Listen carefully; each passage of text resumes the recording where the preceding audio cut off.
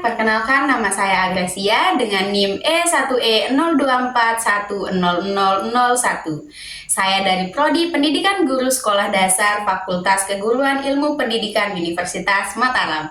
Jadi tujuan saya membuat video ini adalah untuk memenuhi tugas akhir dari mata kuliah Pendidikan Bahasa Indonesia SD, yaitu membacakan sebuah dongeng yang berjudul Tegodek-godek dan Tetuntel-tuntel yang berasal dari Lombok.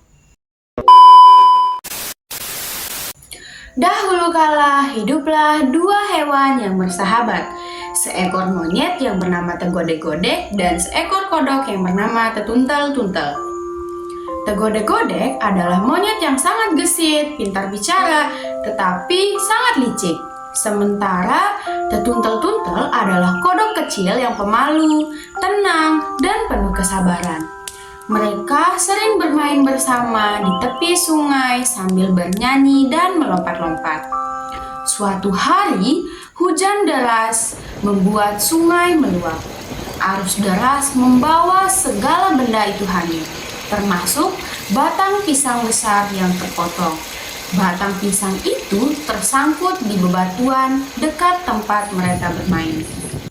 "Tuntel, lihat itu! Batang pisang!" seru Tegodek bersemangat. "Ayo kita ambil, kita tanam, nanti kita bisa makan pisangnya," kata Tegodek-godek. Tetuntel pun mengangguk. "Bagus, tapi kamu yang membawanya ya. Aku mana kuat membawa barang berat." Tegodek-godek pun setuju. Mereka berdua membawa batang pisang itu kembali ke tempat mereka dan membaginya menjadi dua bagian.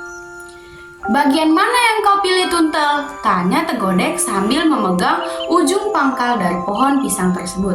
Tetuntel pun menjawab, "Aku pilih bagian pangkal, dari sanalah tunas akan tumbuh." Tegodek-godek pun tertawa. "Hahaha, kalau begitu aku akan mengambil ujung yang ada buah mudanya. Aku ingin cepat-cepat memakan pisangnya." Setelah itu, Tetuntel-tuntel lalu menanam bagian pangkal di belakang rumahnya, dekat dengan kandang kuda, dengan pupuk dan air yang cukup. Sedangkan Tegodek-godek menggantung bagian ujung pohon pisangnya di pohon asam. Hari berganti hari, minggu berganti bulan.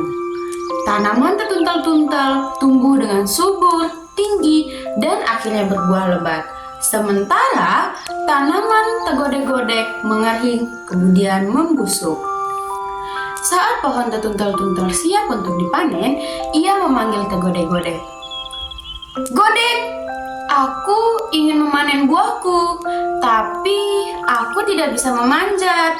Tolong bantu aku ya." Tegodek-godek pun mengangguk, membantu Tetuntel-tuntel naik ke atas pohon. Tapi setelah Tetuntel-tuntel naik, Tegodek-godek malah memakan semua buah pisangnya sendiri. Ia menaruh Tetuntel-tuntel di ujung dahan dan tidak membantunya turun. Pisang habis dimakan, bahkan sisanya dibuang ke tanah. "Kenapa kamu begitu?" tanya Tetuntel-tuntel dengan marah.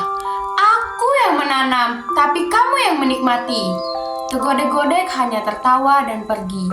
Ia bahkan meninggalkan Tetuntel-tuntel sendirian di atas pohon. Hari berikutnya, Tetuntel yang merasa sakit hati mencuri kain milik Tegodek-godek. Lalu ia bersembunyi di bawah tempurung kelapa. Tegodek pun datang mencari Tetuntel-tuntel. "Tuntel, keluar! Kembalikan kainku!" teriaknya. Dari balik tempurung, Tetuntel menjawab dengan suara kecil. "Cul, cul, cul." Tapi suara itu terdengar seperti bagian tubuh sensitif dari Tegodek-godek. Tegodek pun tersinggung. "Berani-beraninya kamu menghina aku?" Dengan marah, Tegodek-godek memukul dirinya sendiri di bagian sensitifnya.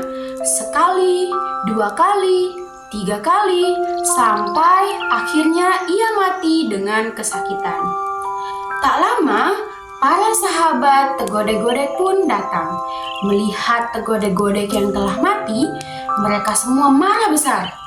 Tapi Tetuntel-tuntel tentunya punya rencana yang sangat cerdik. Ia memasak daging tegodek-godek dan menjualnya sebagai permen hutan. Para monyet memakannya dengan lahap.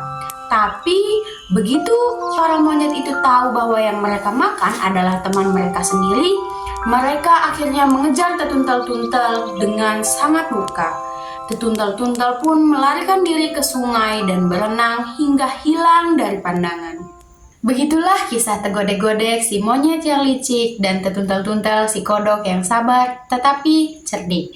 Nah, dari cerita ini kita belajar bahwa keserakahan dan pengkhianatan akan membawa petaka, sedangkan kejujuran dan kesabaran pada akhirnya akan menang. Mari kita terus menjaga warisan budaya kita dan jangan lelah belajar dari cerita yang sudah diwariskan, sebab di balik kisah sederhana seperti ini tersimpan pembelajaran yang sangat luar biasa. Sekian dari saya, Agresia. Saya pamit. Thank you for watching. Bye!